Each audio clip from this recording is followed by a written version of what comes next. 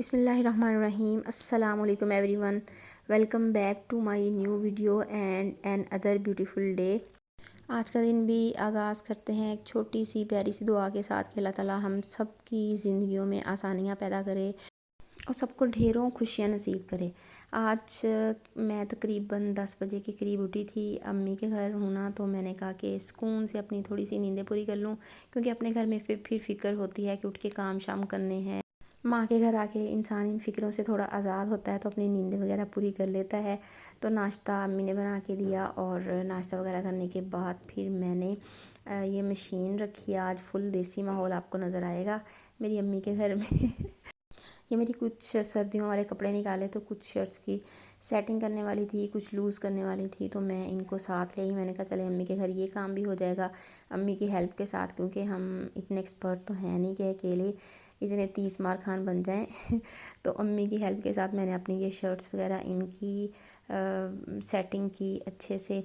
और अभी इनका 50% काम किया था, 50% रहता था, लेकिन मेरे लिए फिर बैठना मुश्किल हो रहा था, तो मैंने इनको आधा पौना घंटा लगाया और फिर जो 50% काम रह गया मैंने कहा चलें नेक्स्ट डे करूँगी।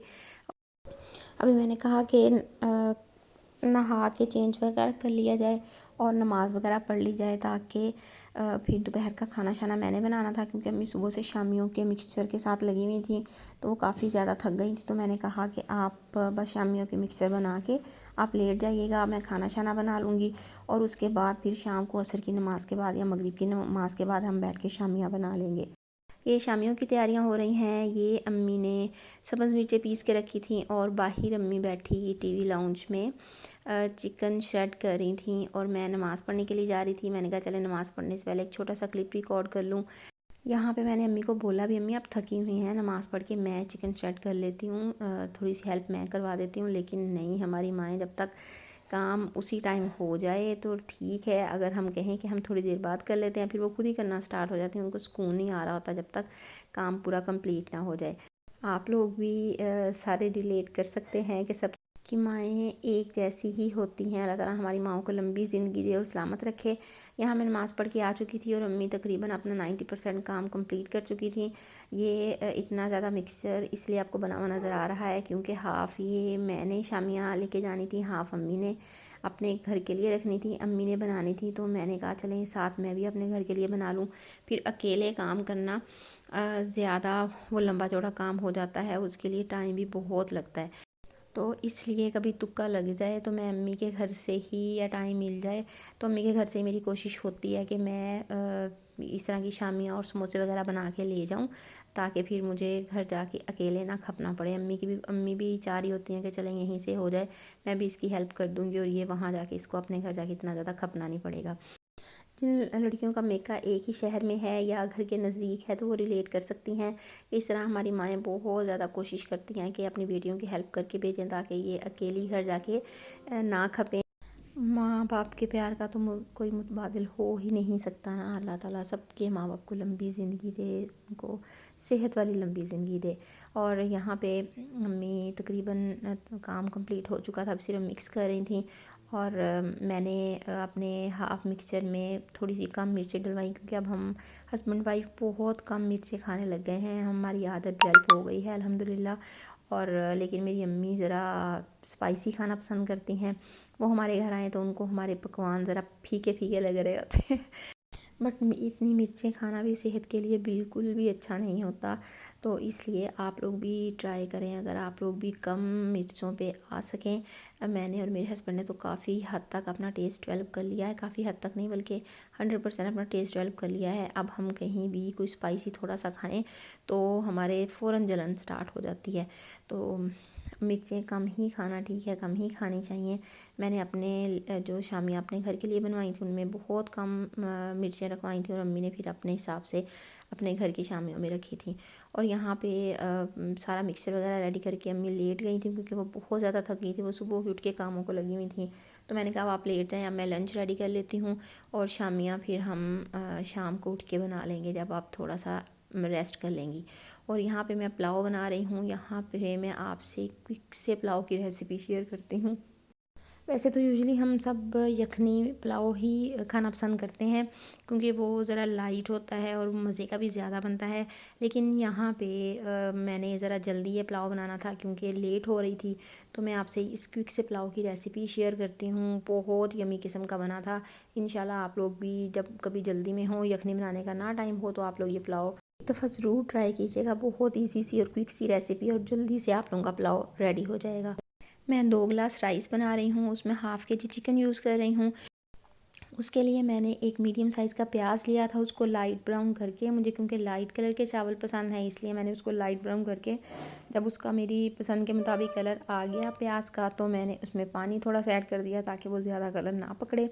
और उसके बाद फिर मैंने उसमें साबुत गरम मसाले ऐड किए, जिसमें दालचीनी के 2 छोटे-छोटे टुकड़े थे, एक बड़ी इलायची थी और 3 मैंने लौंग इसमें ऐड की थी, 8 से 10 मैंने इसमें साबुत काली मिर्चें ऐड की थी और 1 टीस्पून भर के मैंने इसमें ज़ीरा ऐड किया था। ज़ीरा ज़रा मैं ज़्यादा ऐड करती हूँ क्योंकि ज़ीरा मुझे पसंद है, इसकी खुशबू भी मुझे बहुत ज़्यादा पसंद है और टेस्ट भी इसका मुझे बहुत अच्छा लगता है। आप अपनी पसंद के मुताबिक चीज़ें कम ज़्यादा कर सकते हैं, कोई भी हार्ड एंड फास्ट रूल है ही नहीं कुकिंग में, और आप अपने टेस्ट के मुताबिक हर चीज़ इसमें कम ज़्यादा कर सकते हैं। 2 मैंने इसमें सब्ज़ इलायची ऐड की थी और इनको मैं 1 मिनट के लिए अच्छे तरीके से भून लूँगी हल्की आंच पे, ताकि ये सारे मसाले जले नहीं लेकिन इनकी खुशबू अच्छे से आना स्टार्ट हो जाए।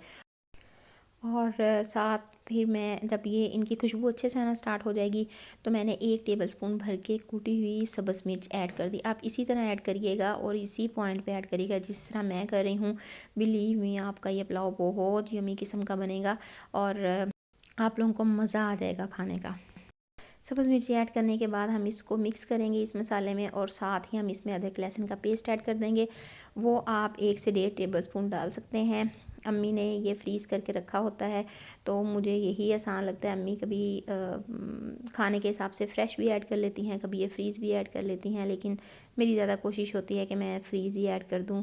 इससे ज़रा जल्दी जल्दी क्विक सी हर चीज़ बन जाती है। ये मैं इसमें थोड़ा सा पानी ऐड करूँगी क्योंकि वो अदरक लहसुन का पेस्ट वो फ्रीज़ था, तो मैंने कहा ये अच्छे से मेल्ट हो जाए और जल्दी से कुक हो जाए। अदरक लहसुन का पेस्ट और मिर्चें 1 मिनट के लिए कुक हम करेंगे उसमें। जब ये अच्छे से सोते हो जाएंगी तो फिर हम इसमें चिकन ऐड कर देंगे। चिकन को ऐड करके हम फ्लेम इसकी मीडियम कर देंगे और इसको कुक करेंगे जब तक इसका कलर चेंज ना हो जाए। जैसे चिकन का कलर चेंज हो जाएगा तो हम इसमें थोड़ा सा पानी ऐड कर देंगे ताकि ये नीचे नहीं लगे, और इसमें हम तकरीबन हाफ़ कप कह सकते हैं कि दही ऐड कर देंगे।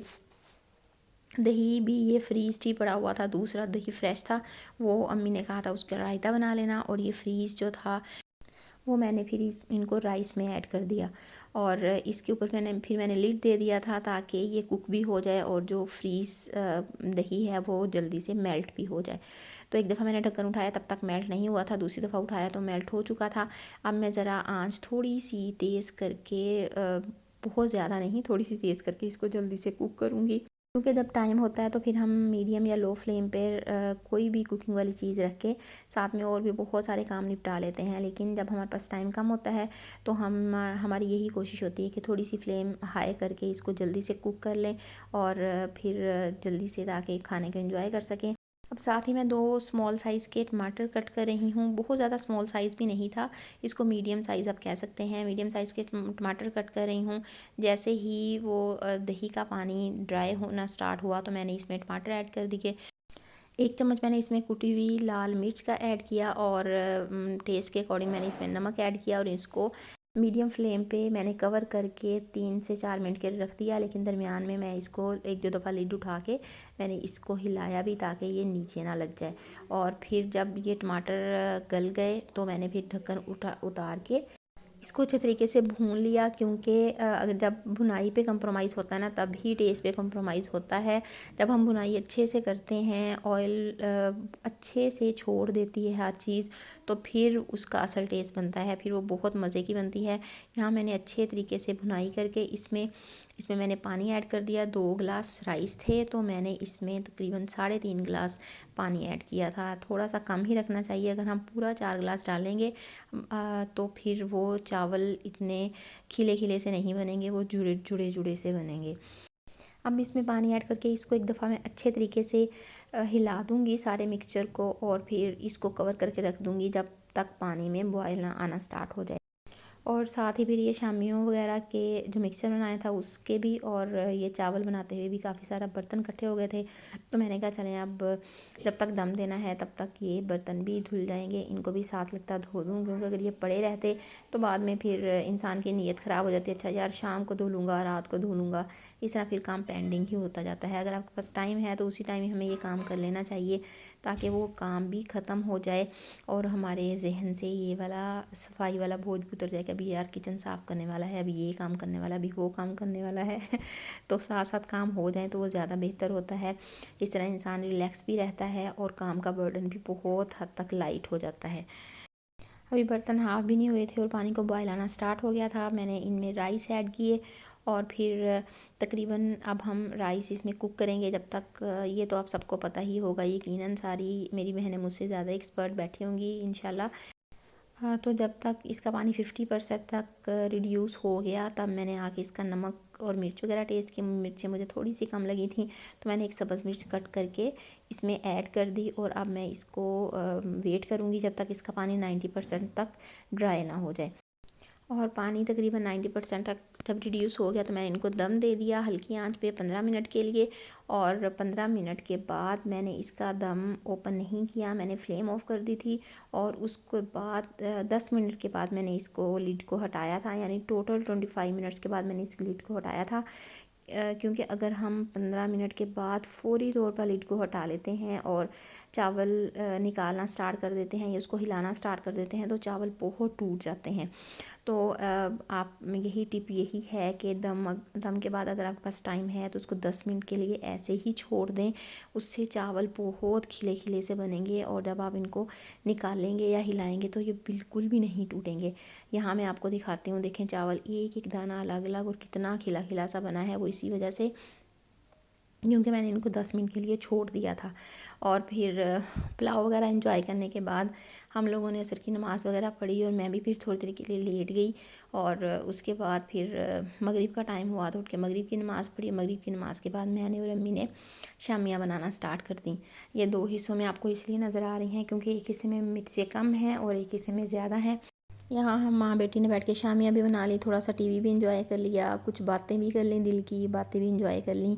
होप सो आप लोगों को मेरी आज की वीडियो अच्छी लगी होगी, अगर अच्छी लगी हो तो मेरे चैनल को सब्सक्राइब लाजमी कर दें। मिलते हैं इंशाल्लाह नेक्स्ट अच्छी सी वीडियो के साथ, तब तक के लिए अल्लाह हाफिज़।